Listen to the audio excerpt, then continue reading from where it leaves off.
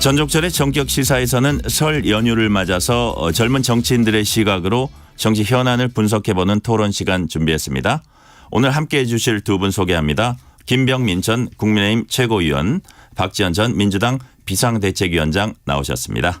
설 연휴에 이렇게 나와주셔서 정말 감사합니다. 네. 아유, 반갑습니다. 반갑습니다. 안녕하세요. 오늘 토론은 젊은 정치인 두 분이서 하시니까 MZ세대를 뜻하는 MZ 토론으로 저희가 이름을 붙였어요. 불만 없으시죠? 없습니다. 네. 근데 두 분이 토론 맞수로 만난 건 이번이 처음이라는 얘기를 제가 들었거든요. 그래서 오늘 어떤 토론 기대하시는지 설이니까 서로 향해서 덕담 한 말씀씩 짧게 해주세요. 저 되게 보고 싶었어요. 그리고 아유. 오늘 얼굴 봤는데 매번 보던 사람인 것처럼 반갑더라고요. 예, 덕분에 설 연휴에 이렇게 함께할 수 있어서 기쁘게 생각하고 대한민국 정치의 또 젊은 정치인으로서 좋은 미래를 꿈꿀 수 있는 인물 아니겠습니까? 앞으로 좋은 정치 하시기를 응원드립니다. 제가 오늘 이제 김병민 최고를 토론 적수로 만난 게 처음뿐만이 아니라 네. 아예 그냥 처음 뵙는 분이다 보니까 좀 찾아봤어요. 이제 김병민 최고께서 근데 세 자녀 아버지시더라고요. 그래서 세 자녀 아버지처럼 이제 안 보이시는데 아유, 네. 가족분들과 아주 행복한 연휴 보내시길 바라고 또 이전에 하신 인터뷰를 찾아보니까 뭐 생각하는 가치나 뭐 이제 이념 같은 것들이 막 그렇게 엄청 크게 차이가 있는 것 같지 않다. 그래서 우리가 좀 하고 싶은 그리고 이제 앞으로 해나갈 정치들은 싸우는 정치가 아니라 상생하고 협력하고 더 나은 정치, 좀 일하는 정치를 같이 해나가는 그런 정치인으로서 함께 성장해 나갔으면 좋겠다라고 말씀드리고 싶습니다. 두 분 말씀드리니까 오늘 토론이 기대가 되는데요. 근데 정말 우리 김최고 의원님은 이 초저출생 시대의 애국자네요. 예, 제가 애국자시더라고요. 네. 그런 말씀들을 많이 하시는데 예, 의도한 건 아니고요. 첫 번째 아이가 쌍둥이였습니다. 그렇군요. 예, 그래서 다자녀가 됐습니다. 예. 네. 두 분 다 지역구 열심히 돌아다니실 겁니다. 현장에서 본 민심 무엇인지 유권자들 뭘 원하고 있습니까? 오늘 박지원 위원장께서도 함께 좋은 정치를 해나가자 이렇게 말씀 주셨는데 저는 국민들의 마음도 크게 다르지 않은 것 같습니다. 제가 동네를 이렇게 쭉 다니면서 가장 많이 듣는 민심은 제발 싸우지 말라는 거거든요. 여의도 정치에 기대하는 국민의 마음은 우리끼리 싸우는 게 아니라 국민을 위해서 좀 일하는 정치를 원할 거고 제발 먹고 사는 문제 해결해 달라. 이 두 가지 목소리를 가장 많이 주십니다. 그래서 이번 설 민심에도 국민들이 먹고 사는 문제에서 좀 해결될 수 있는 여의도 정치권의 실력 있는 모습 여기에 대한 기대감들을 국민께 좀 전해줄 수 있도록 저희가 더 노력하고 분발해야겠다 이렇게 말씀드리겠습니다. 네.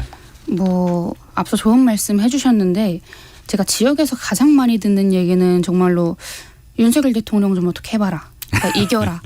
이겨야 된다. 반드시 이겨라. 이런 말씀들 굉장히 많이 하시거든요. 그래서 민주당이 어떻게든 이기기 위해서 그러니까 이번 선거는 이 윤석열 정권에 대한 심판 선거가 될 수밖에 없겠구나라는 것을 지역 다니면서 이제 민심 듣고 하면서 더 많이 느끼고 있습니다. 네. 자, 지금 말씀하신 대통령 신년 대담부터 이제 살펴보겠습니다. 윤석열 대통령이 김건희 여사 고가 핸드백 수수 논란에 대해서 처음 입장을 표명을 했습니다. KBS 대담을 통해서인데요.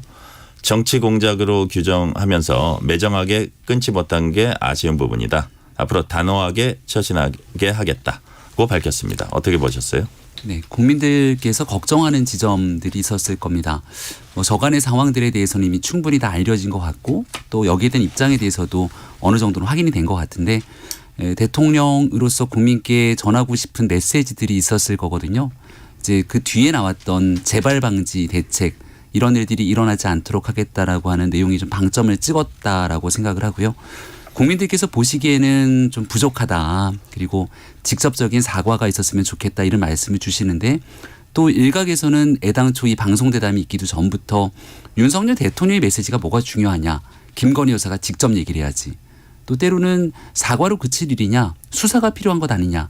그래서 쌍특검이 대통령 거부권이 진행됐음에도 불구하고 여전히 제2요구에 대한 국회의 표결 절차를 진행하지 않고 정치적으로 이용하고 있는 여러 가지 복잡한 상황들이 같이 놓여져 있어서 대담에 대한 메시지가 모든 것들이 규정할 수는 없겠지만 그래도 진심을 담아서 재발 방지 대책이라고 하는 앞으로의 방향에 방점을 집은 메시지를 내어놓았다 이렇게 생각합니다.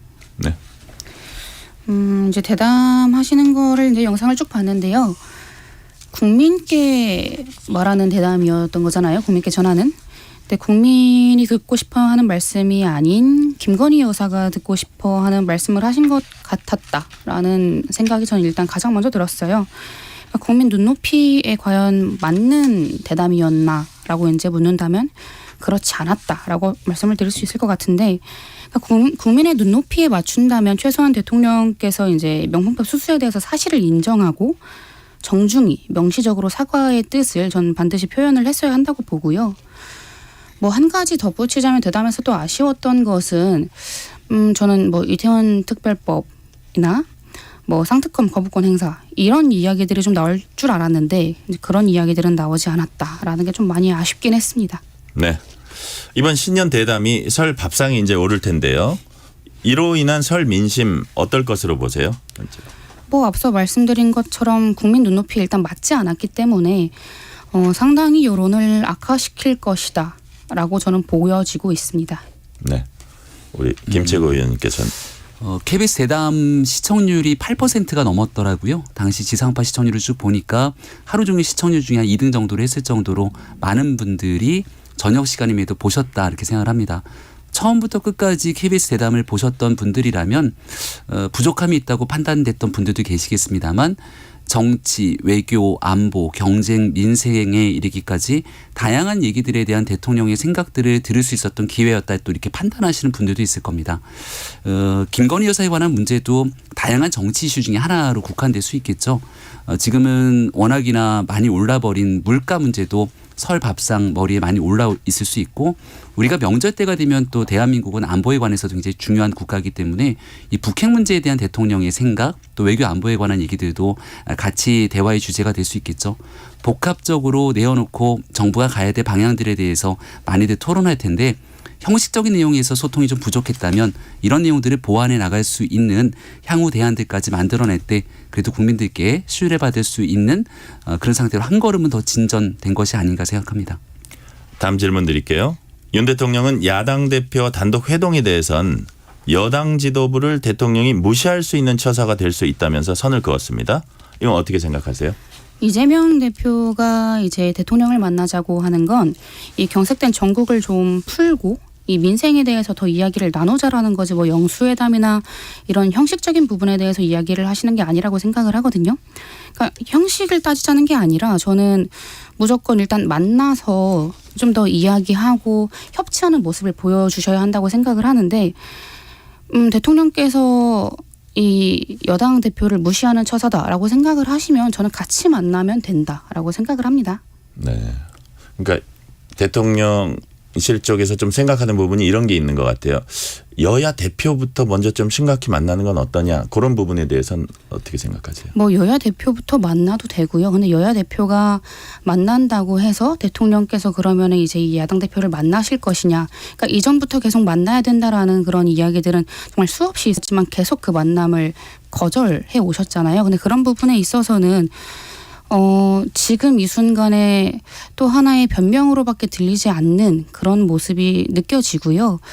무엇보다 저는 국민들께서 아까 이제 김채국께서도 말씀하신 게 이제 그만 싸우지 좀 말아라. 같이 좀 열심히 잘해라. 이런 말씀을 하셨잖아요. 이제 국민들께서 그렇게 이야기를 하신다고.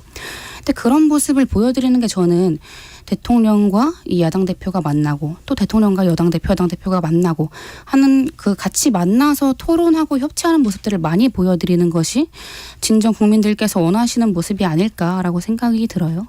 네. 영수회담이라는 게 이제 과거 권위주의 대통령제에서 비롯된 상황이라는 거 이제 많은 국민들이 아실 것 같습니다.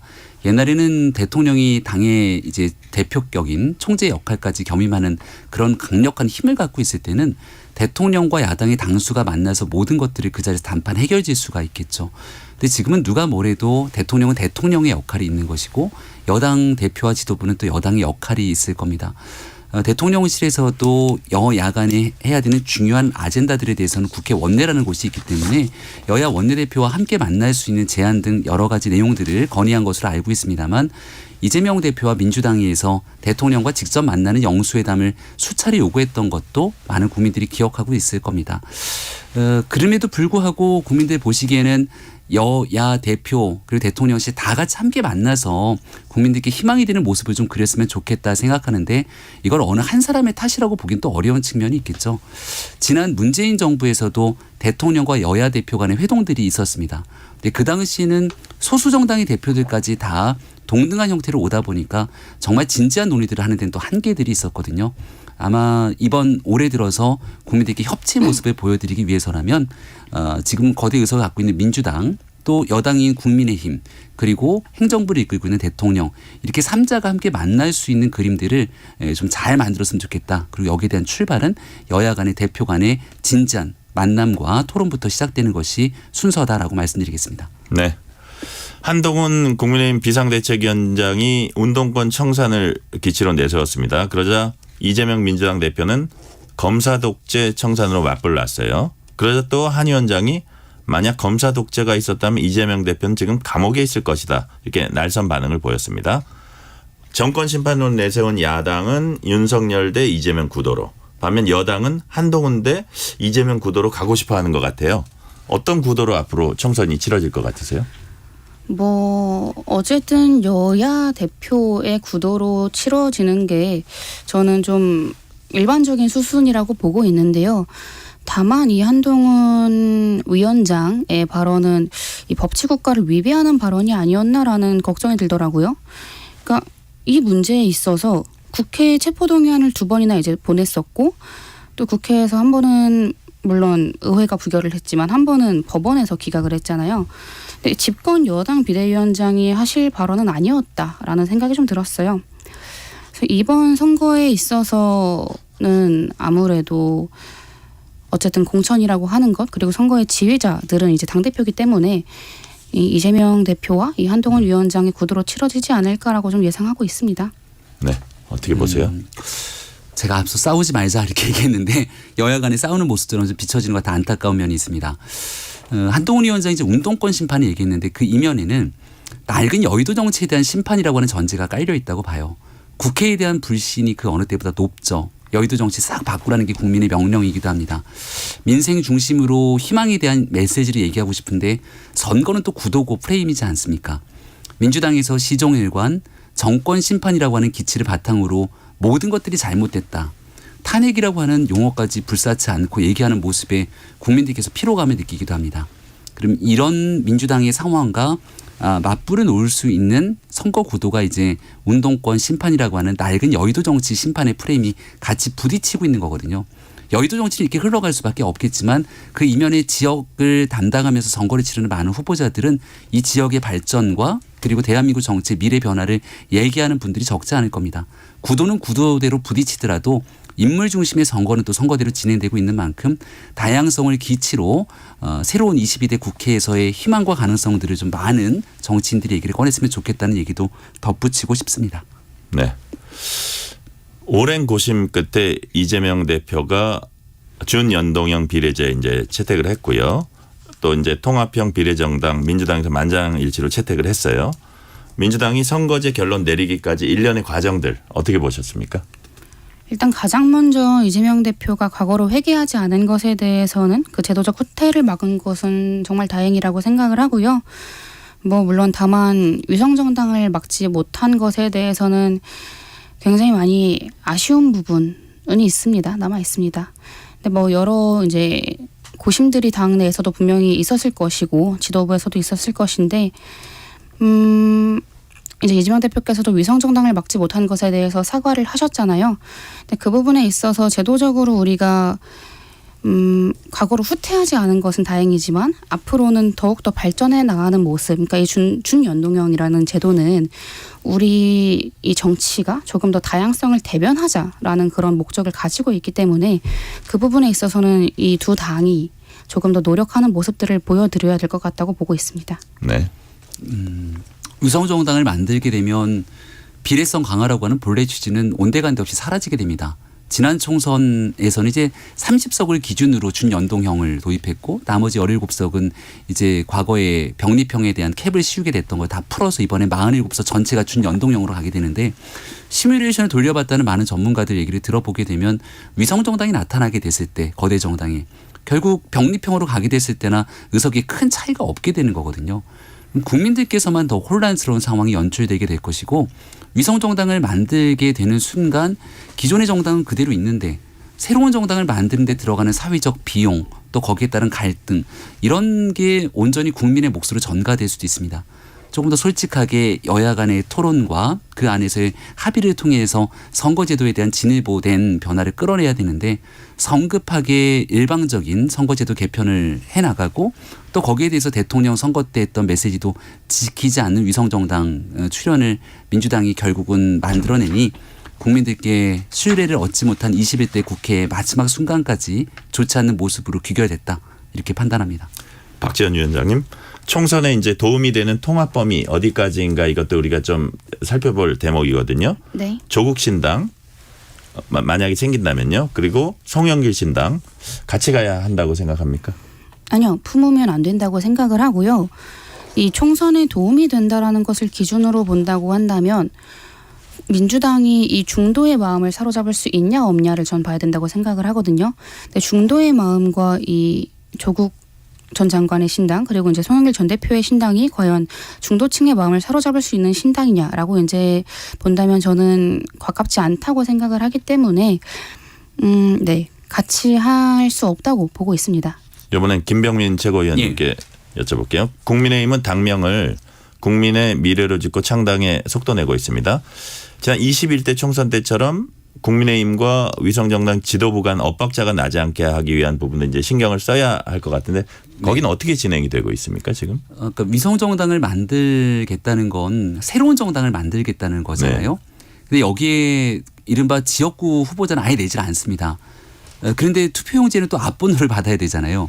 그러니까 현역 의원 숫자가 그래도 원내에 있는 정당 중에 가장 높게 배치가 되려면 불출마를 선언한 그러니까 22대 국회에 출마하지 않는 현역 의원들이 대거 새로운 제3정당으로 가서 위성정당을 만들 수밖에 없는 상태가 도래됩니다. 그럼 그 정당에 가서 그 지도부를 이끌고 있는 인사가 현재 있는 국민의힘의 가치와 철학 또 여기에서 지향하고 있는 인재들을 잘 영입해서 비례대표 순번에 배치하게 되는 게 그렇게 쉬운 일은 아니거든요. 네. 정치가 살아있는 생물이라고도 얘기하고 가능성이 예술이라고도 얘기하는 만큼 국민의힘이 기치를 잘 끌고 갈 수 있는 그 자매정당의 모습을 만드는 것 여기에 혼신의 힘을 기울여야 되고 말씀 주셨던 전제가 2020년 총선에서의 안 좋았던 모습들을 말씀 주셨는데 이게 자매정당에서 문제가 불거지게 되면 공천 파동으로 그 여파가 온전하게 국민의힘에도 같이 전가될 수밖에 없을 겁니다. 이런 일들에 대한 반면교사를 잘 알고 있기 때문에 한동훈 지도부가 면밀하게 이런 내용들까지 살필 거라고 봅니다. 네. 총선 때만 되면 중진들은 늘 쇄신 대상에 오릅니다.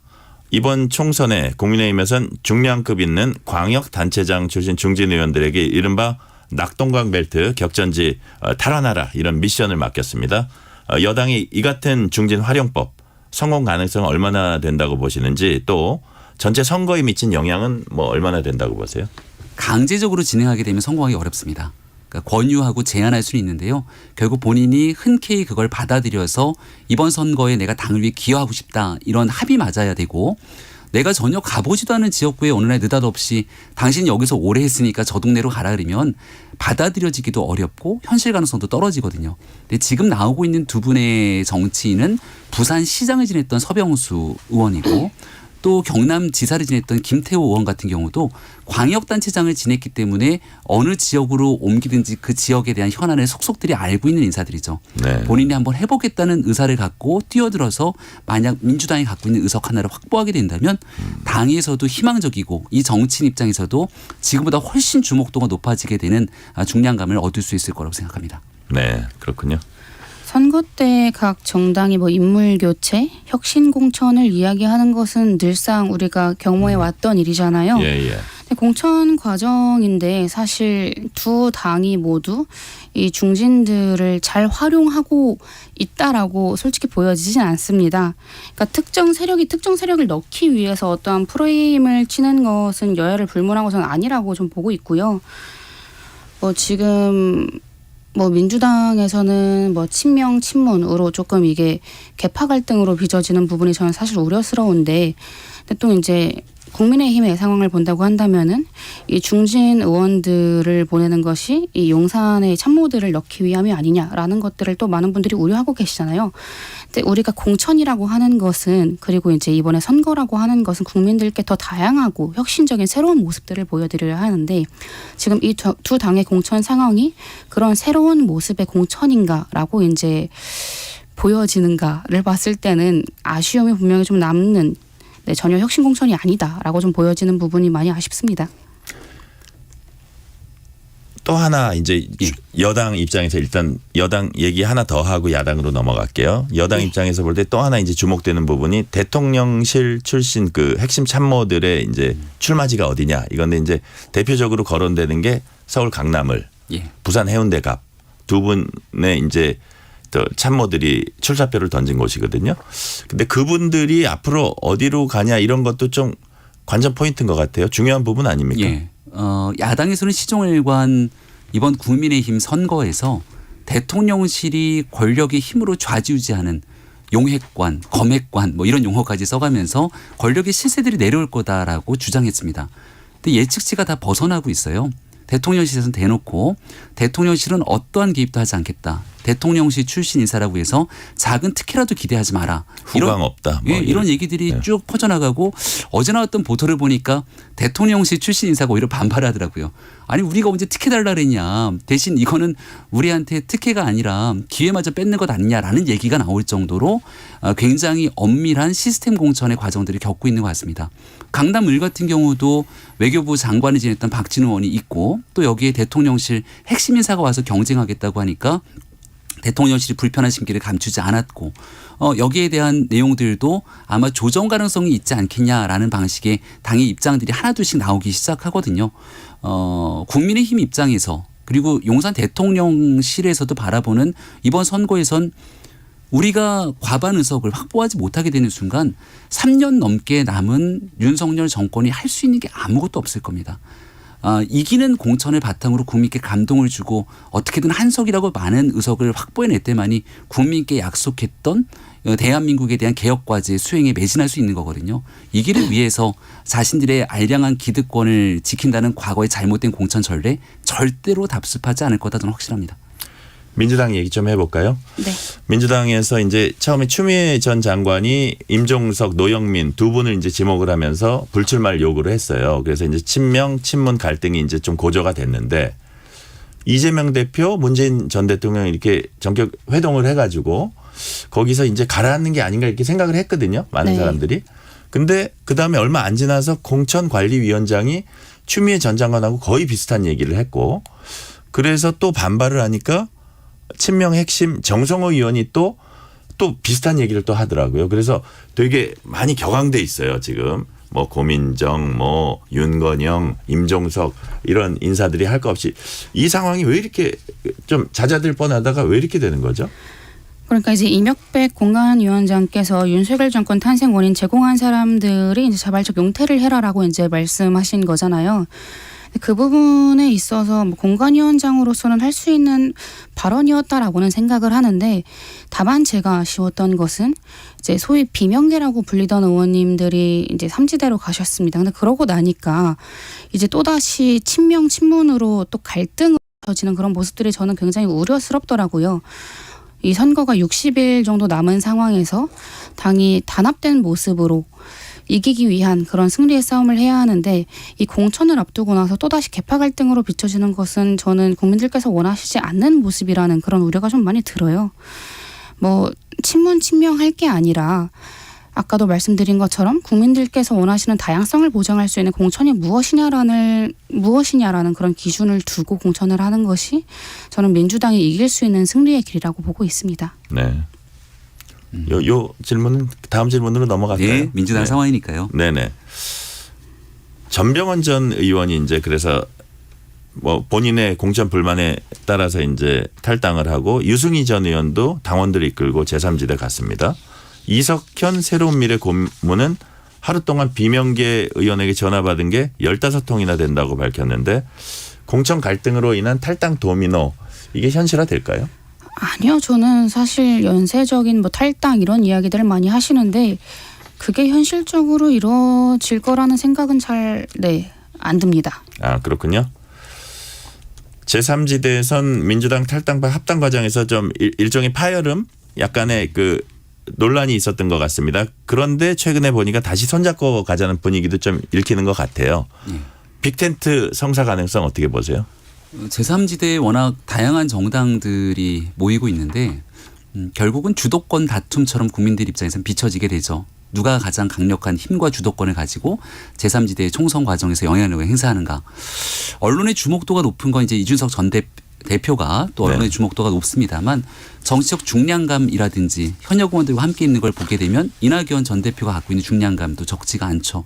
근데 이렇게 다 서로 뿔뿔이 흩어져 있는 상태가 지속되게 되니까 여론조사상의 지표를 보더라도 애당초 가졌던 제3지대에 대한 기대감과 달리 굉장히 좀 미미한 상태로 흘러가게 되거든요.